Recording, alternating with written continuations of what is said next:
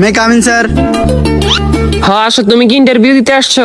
জি জি, আমি ইন্টারভিউ দিতে আসছি। তোমার ফার্স্ট কোশ্চেন বলো তো, এশিয়ার মধ্যে শ্রেষ্ঠ কবি কে? রবীন্দ্রনাথ ঠাকুর। বাহ, খুব সুন্দর খুব সুন্দর। তোমার সেকেন্ড কোশ্চেন, বাংলাদেশে একজন দেশপ্রেমিকের নাম বলো। আছে তো অনেকজন, এই যেমন শেখ মুজিবুর রহমান।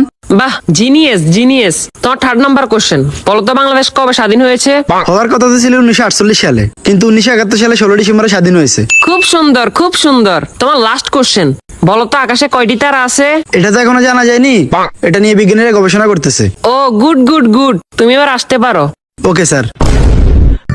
কি ও ভাই, ইন্টারভিউ দিয়ে আসছেন? হ্যাঁ ভাই, ইন্টারভিউ দিয়ে আসছি। কি কি কোশ্চেন আইলো? কোশ্চেন তো মনে নাই, কিন্তু উত্তর মনে আছে। আচ্ছা, উত্তরই কোন? রবীন্দ্রনাথ ঠাকুর, শেখ মুজিবুর রহমান। মাত্র এই দুইটে?